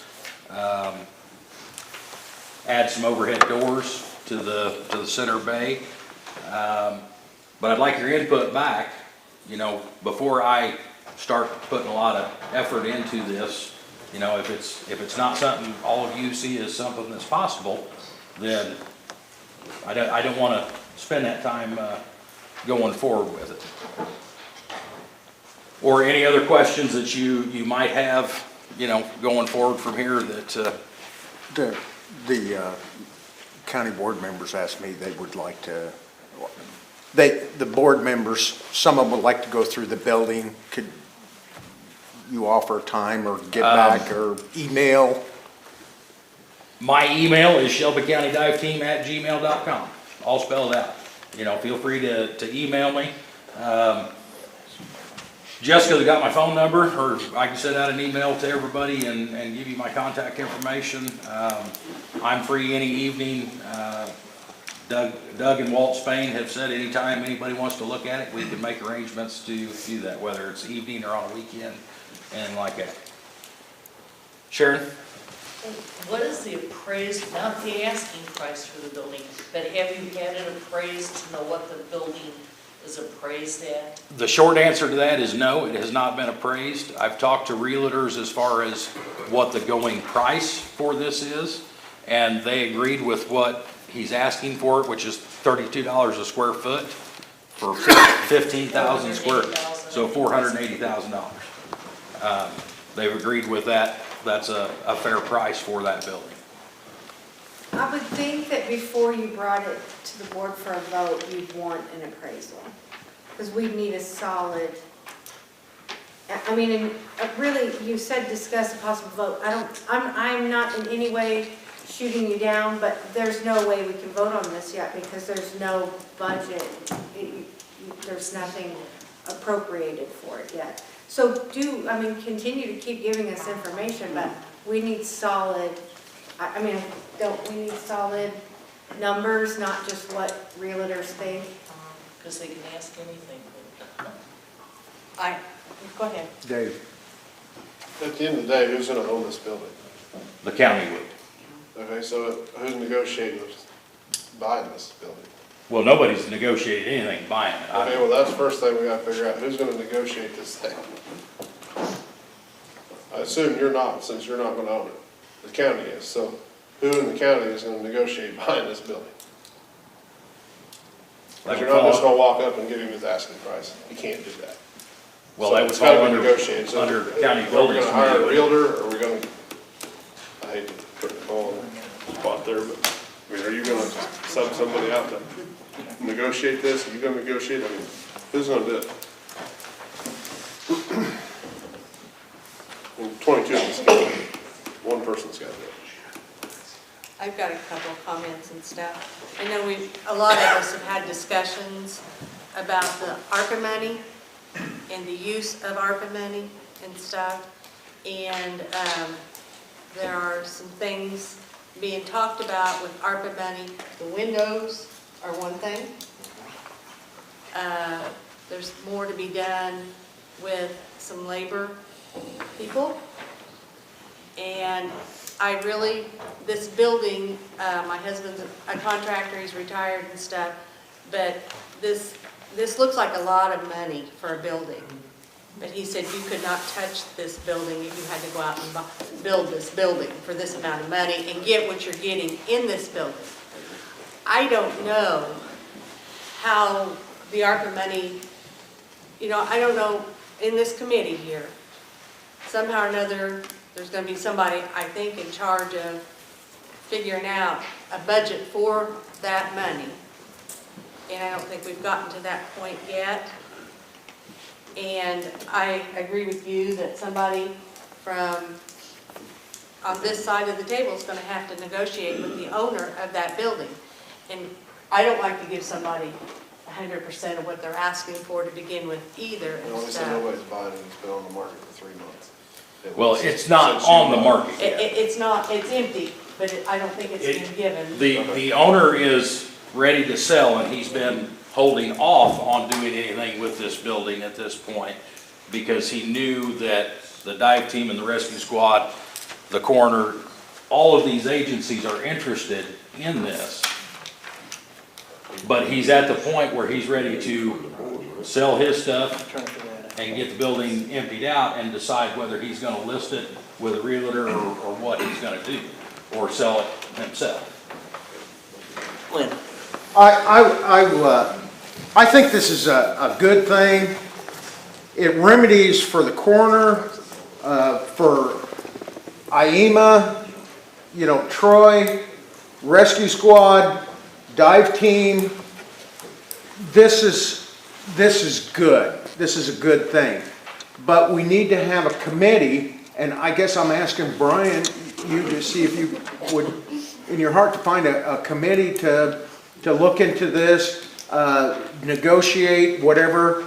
And if we have to put money down or something in good faith, that if this board is interested in this. I don't know how this is going to come out. Dave made a good comment that, you know, that was too much money, and then Teresa come out with another one, said that you can't build something, you know, for that price.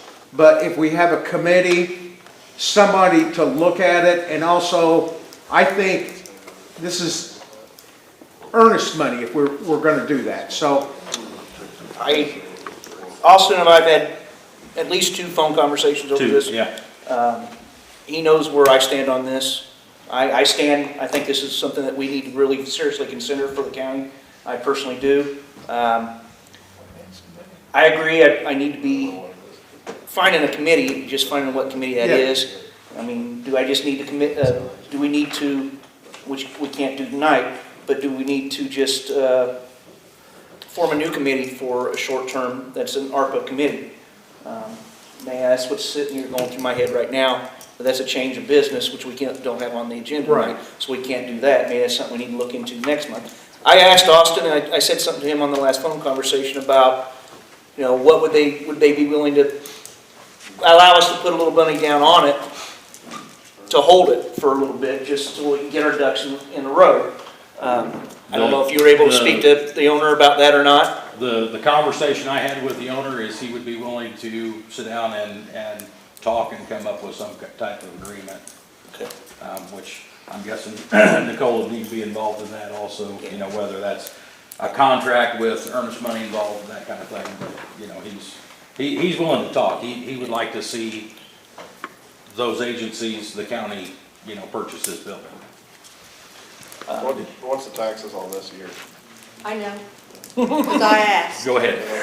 $11,000 a year is what that man pays, and it would probably take at least a year, is what I've been told, before we could go through the process to where it would be, what's it considered, like the airport and stuff where you don't pay the Exempt. exempt, that's the word. But right now, they're $11,000 a year. Cassie's had her hand up for a little bit. Yeah, I was just going to ask, because kind of to Derek's point earlier, the ARPA funds were created with a specific intention in mind, right? To address the impact of COVID-19. And so if this wasn't funded through ARPA, would there be a backup plan? Because to your point, this seems like a pretty great idea, but if we weren't funding it as a project related to COVID-19, is there another option? Well, as far as I can tell, this would be able to be funded by ARPA. Doing the windows would be funded by ARPA. The MOU from the Sheriff's Department was funded by ARPA. If we do an MOU with the ASME, that would be funded by ARPA. And from my math, and it's rough math here, we would still have $1.5 million roughly of ARPA money left to spread out through other areas. So I think this would be a benefit to the county personally. I didn't mean to turn this into an ARPA discussion. I think this is kind of going out there a little bit, but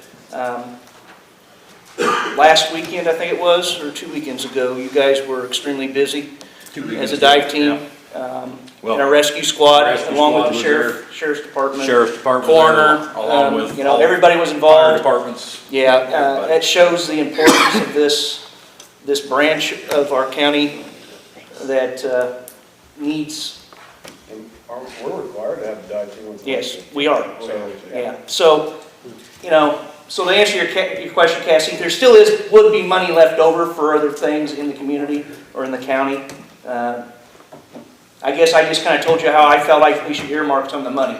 But I'm one person of 22 on this board, so I'll get off my soapbox and take any other discussions. Yeah, just to be clear, I'm not against this, but well, if I go to buy something, I want to see all the numbers. So if you want to make adjustments to this building after it's bought, I want to see exactly how much money it's going to cost. I want to see the cost on overheads. I want to see the cost on all the demolition, cut through the block to do it. I want to see every penny, because when we get done buying it, I don't want to see that you're going to say, oh, we're going to spend 50 and we spend 100. I want to see exactly what it's going to take to make you happy to be in that building and be in it forever. I totally understand that. I totally agree with you on that. Before we ever go purchase it, you need to figure out exactly what's going to make you happy. But I wanted to get some support here to continue on with that process, if. Figure out what makes you happy, we'll go from there, but we gotta know. We gotta know the numbers. Gary Gertie? Yeah, for Brian and anything, is there some way we can do, let's say all the money's there, we can handle all of it just as a proposal.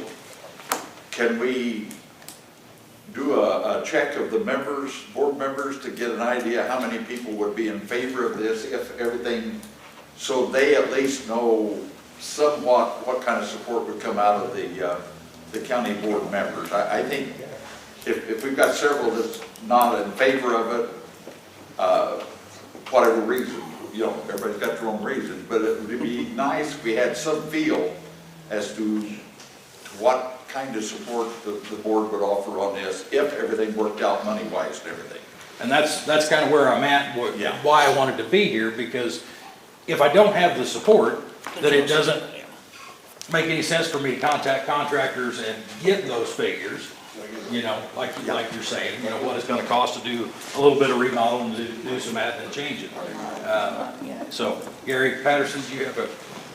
My only question was, that was part of it, and the other part is, I feel like the chairman should name a committee of 3 that can get on this project, take care of it, move it forward, because I think the budget committee will be going into their season right away, and I see them being busy, and I think 3 people who have the time and want to do this could move this project forward, get the information needed, and I'm sure everybody wants some decisions.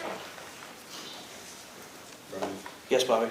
Just a suggestion. Did you say that the finance committee did not meet last year? Is that correct? So. Okay, you said that. So my suggestion. I'm not aware that we did. Somebody, I thought said, anyway, my suggestion would be the finance committee would be the committee that would take this project over. And then kind of to Julie's point, with the appropriations, my opinion is, it's it's just not today. And we can show support, and I think, just by reading everybody, I think we're on the same page as supporting this project. But we can't put liability before an appropriation. So, and I don't know what's in the budget, but even earnest money would be creating a liability before appropriation's made. So it's that commitment process that we haven't appropriated funds, so it's, to me, it's not no, not today. So, and I think we were all kind of on the same page, I think, but my suggestion was the finance committee. I mean, if we're looking at lots of numbers and dollar figures, that would be a good place to put it.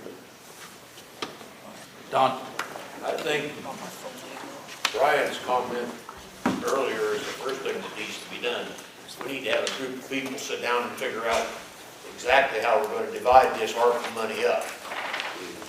I mean, because everybody keeps talking about spending ARPA money, but nobody says exactly how much we're going to appropriate to that, or how we're going to divide this up.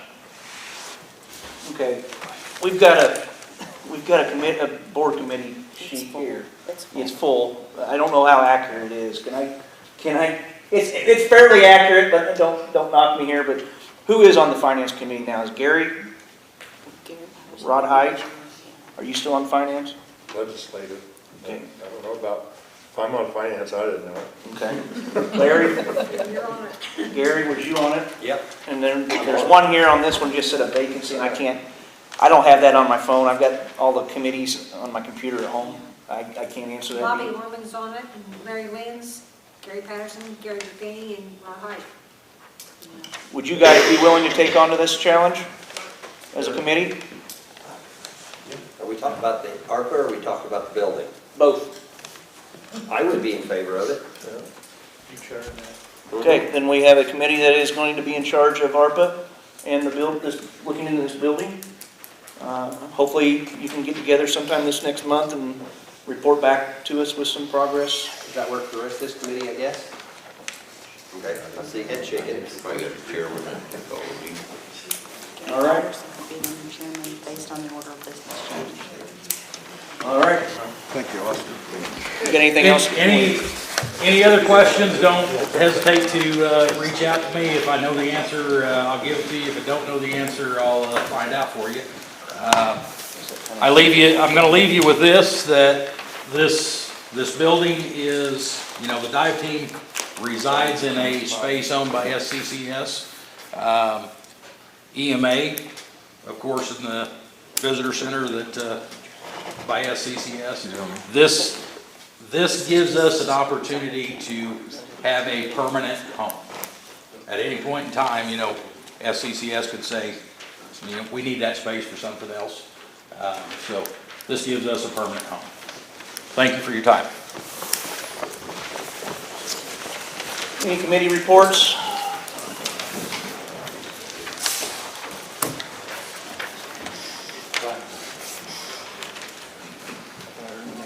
Yeah, Jeff. I don't know if this falls under committee report or not, but didn't we have an elected official here last fall?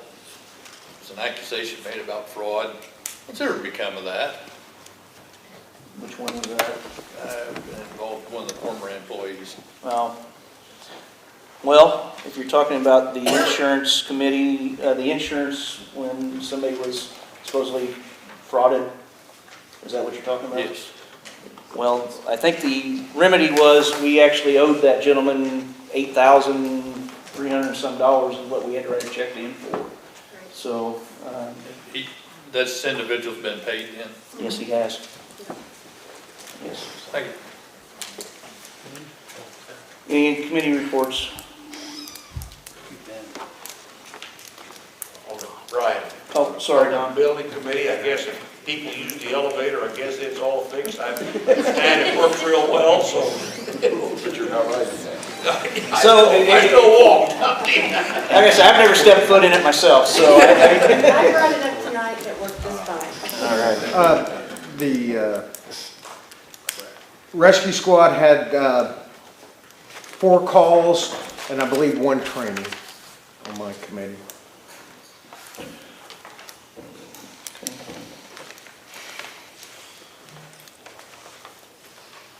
Really don't have any updates for the night.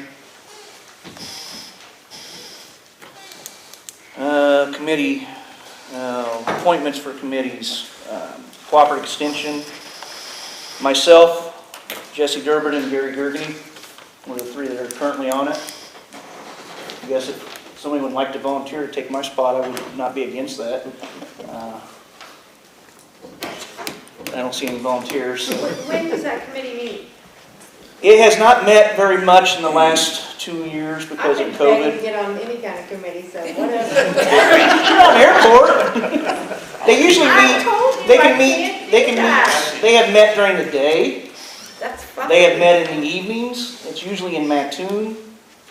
As long as I know when it is, I can get the time off. We meet in the library at Okay. So would you like to be on I it will instead gladly do that. of, would you take my spot? I will. I may take that spot. You can have this spot if you want it. Right, Bobby? It's not as glorious as it seems, is it? So are you volunteering this spot too? Yes, no. Oh, okay. The other way. So, Well, if somebody wants mine, it's hard for me when I'm in the field. yeah, that was the problem with I me. went 2 months ago and went. I use their services a lot, you know. I just took my pesticide test, you know, down at Effingham. So I do a lot of things that I use extension services. But I have a hard time making it to the meetings over there. If somebody wants my spot, you're welcome to it too. I spoke first.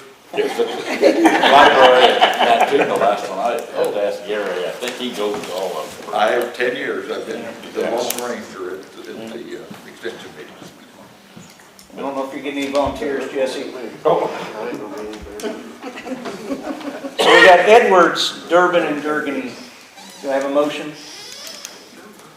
Don? Second? Sharon? Just one motion, take care of all three of them. Okay, all those in favor say aye. Aye. Opposed? Thank you, Judy. You're welcome. Airport and Landing Fields Commission, Paul Kennedy.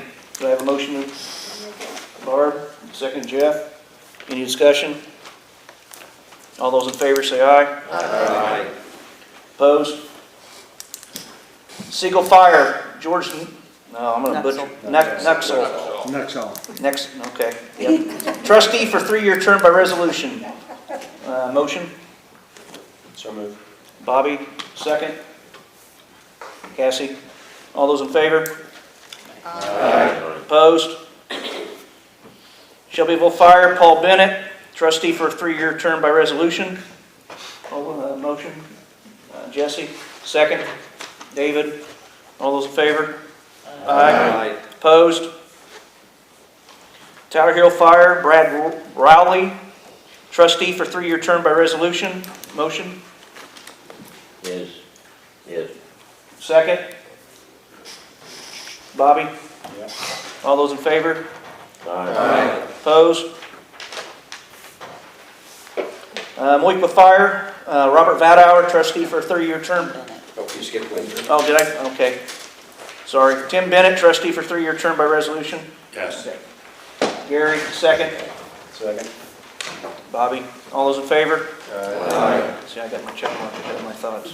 Moikwa Fire, Robert Vadauer, trustee for 3-year term by resolution. Yes.